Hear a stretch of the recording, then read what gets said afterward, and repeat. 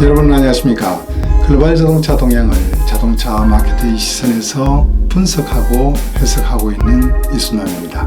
오늘은 9월 22일 테슬라의 배터리 데이에서 발표한 내용을 해석합니다. 저희 시선에서 요약하면 배터리 개발에 축지법은 없었지만 개선과 혁신의 방향은 글로벌 자동차 산업을 계속하여 리드할 수 있겠다는 것이었습니다. 이번 발표에는 100만 마일 주행 후에도 배터리 수명에 변화가 없다고 했던 1밀리언 배터리 기술 발표도 없었고, 또한 차세대 배터리라 할 수 있는 전고체 배터리에 대해서도 언급이 없었습니다. 이에 주주들은 실망하였고 다음날 주가는 10% 이상 빠지는 패닉 현상이 있었습니다. 투자자들이 눈에는 이번 발표 내용에 많이 부족한 것으로 보일지도 모르겠습니다. 그러나 저에게는 혁신의 연장선상에 놓여 있는 4680 배터리를 테슬라가 직접 생산하겠다는 전략 발표는 지금까지 글로벌 자동차 산업에서 매개 역할을 했던 테슬라가 우리나라에서 모든 자연 생태계를 파괴했던 황소개구리 같은 존재가 될 수도 있다는 위험을 감지했습니다. 배터리를 외부로부터도 조달하겠지만 직접 생산하겠다는 계획은 테슬라는 앞으로 전기차 시장에서 본격적으로 플랫포머가 되겠다는 큰 그림으로 다가왔습니다. 물론 일전에 일론 머스크는 소프트웨어 라이선스를 제공하고 파워트레인 배터리를 타사에 공급할 용의가 있다고 선언한 적이 있습니다. 이 말은 전동화 기술뿐만 아니라 자율주행 기술과 지난번 영상에서 소개했던 전자 플랫폼을 포함하여 다양하게 다른 메이커들에게 판매한다는 전략입니다. 2015년 발생했던 디젤 게이트는 내연기관의 몰락 전기차 시대의 부상을 알리는 트리거가 되었습니다. 그리고 2016년 벤츠의 티체 회장은 파리 모터쇼에서 향후 대응해야 할 미래 기술로 케이스를 발표하였고, 18년 도요타의 아키오 사장은 100년 만에 한 번 오는 자동차 대변혁기가 도래한다고 선언했습니다. 이 시기에 10년 이상 전부터 전기차를 준비해왔던 테슬라가 혜성처럼 나타나면서 독일의 프리미엄 빅3와 렉서스를 위협하기 시작합니다. 모델 S가 미국 시장 및 유럽 시장에서 벤츠 S클래스, BMW 7 시리즈 등을 누르고 판매 1위를 달성하게 됩니다. 이들에게 테슬라는 자사의 지속 성장의 원동력인 수익을 크게 악화시키는 위협적인 존재가 되었습니다. 그리고 모델 3의 돌풍은 기존 업계들의 생존을 위협하는 정도가 되고 있습니다. 아직 판매 대수는 큰 편도 아니고 테슬라의 기술 레벨에 대한 평가는 사람마다 다르게 나타나고 있습니다. 그러나 컨슈머 리포트에서 미국에 사는 4개의 세대를 대상으로 가장 만족하는 차를 조사한 결과 모델 3는 전 세대에서 공히 1위를 차지하였습니다. 특히 X세대에서는 모델 S와 X에서도 높은 지지를 받고 있습니다. 토요타가 97년 하이브리드 기술을 개발하여 오랫동안 홍보하면서 이미지를 구축했던 것을 하루아침에 무너뜨리는 현상이 무섭습니다. 테슬라의 기술 혁신도 기존 업계에서는 두려운 대상이지만 고객이 머릿속에 먼저 선점해버린 브랜드 이미지는 훨씬 충격적으로 받아들여야 합니다. 왜냐하면 이들은 아무리 테슬라가 잘못해도 용서할 수 있는 여유를 가진 핵심 지지층으로 되어버렸기 때문입니다. 기존 업체들은 새로 개발한 전기차와 자율주행 시스템으로 테슬라의 구축한 이미지와 지루하게 싸워야 하기 때문입니다. 글로벌 자동차 시장은 2017년부터 시장 수축기로 접어들었다고 할 수 있습니다. 그동안 성장을 견인해왔던 중국 등 신흥국 시장에서의 수요가 감소세를 보이기 시작하면서 자동차 업체들은 판매 부진, 과잉 설비, 영업이익이 악화되기 시작했습니다. 이러한 어려운 상황에서도 케이스를 대응한 미래 기술 투자를 하지 않으면 살아남을 수 없다는 위기감도 커졌습니다.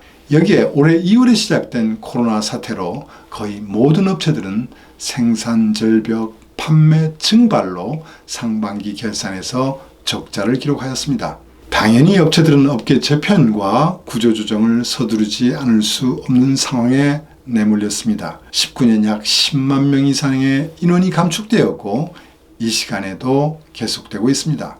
이러한 가운데 PSA와 FCA 합병 추진은 EU의 독점법 심사의 마지막 단계에 접어들었습니다. 합병회사 이름은 스텔란티스입니다. 혼다는 GM과 추진해왔던 전기차 및 자율주행 관련 기술 제휴를 내연기관차의 플랫폼 공용화를 포함하여 크게 확대하였습니다.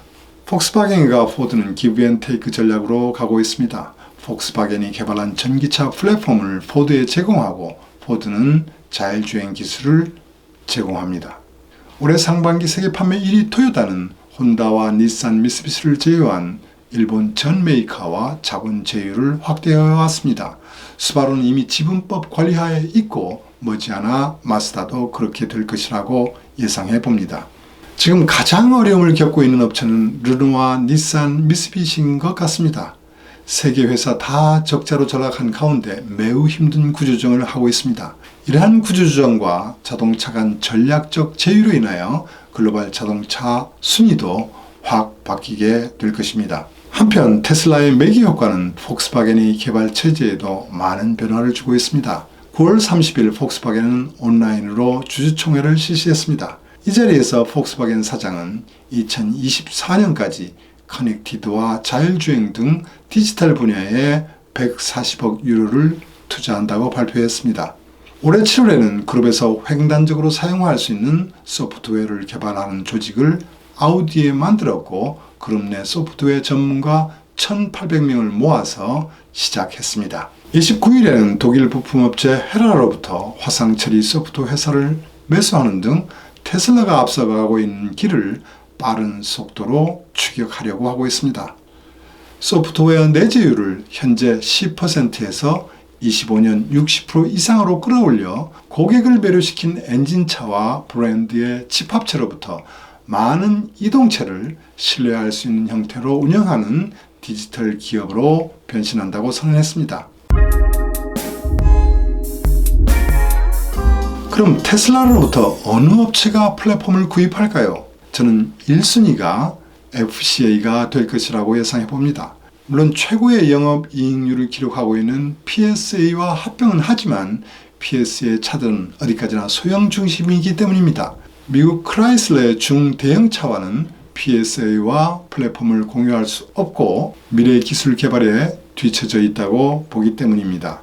또한 21년부터 강화되는 CO2 규제에 대응할 수 없어서 벌금을 무는 대신 테슬라로부터 전기차 판매로 발생한 환경 크레딧을 구입하여 규제를 대응하는 것으로 결정했기 때문입니다.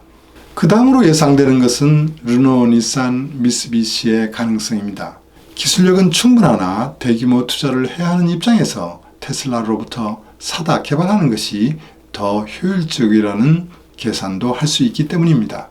테슬라가 개발한 컴퓨터 HW3.0으로 중앙집중형 전자 플랫폼을 폭스바겐, 토요타보다 6년 이상 선행하고 있고 자율주행 시스템은 소프트웨어를 무선으로 업데이트할 수 있는 오버더에어 OTA 기능으로 확장할 수 있는 시스템을 이미 확보하고 있습니다.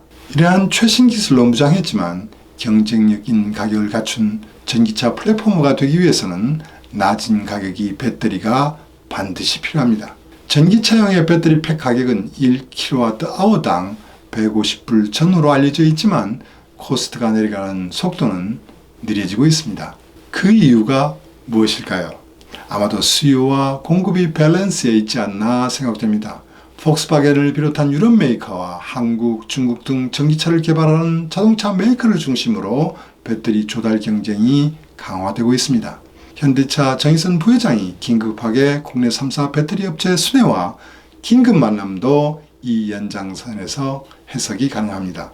전기차가 예상대로 팔린다면 배터리 업체들의 배터리 팩 가격을 낮출 이유가 없어집니다. 이런 과제를 당연히 테슬라도 인식하고 있다고 보입니다. 테슬라는 파나소닉에 더해 올해 들어 중국 CATL과 한국이 LG화학과 구매 계약을 맺었습니다. 배터리 팩 단위 용량당 코스트 저감이 충분하게 추진되지 못하면서 요 몇 년간 높은 상태가 지속되는 것을 일론 머스크도 인정하고 있는 부분입니다. 이러한 상황을 타파하기 위한 방안으로 테슬라가 내세운 전략은 리튬이온 배터리의 내재화입니다. 코스트 저감을 중시한 새로운 배터리를 개발하여 소량의 시험 생산을 시작했습니다. 테슬라가 자작하는 배터리 생산 능력은 2022년까지 100기가와트이고 2030년까지 3000기가와트로 증대한다는 계획입니다. 생산까지 기간과 생산 능력은 현재 배터리 글로벌 업체들이 동량을 고려할 때 말도 안 되는 정말 무모하게 보입니다. 테슬라가 파나소닉과 공동으로 운영하는 배터리 공장 기가팩토리의 연간 생산 능력은 35기가와트입니다.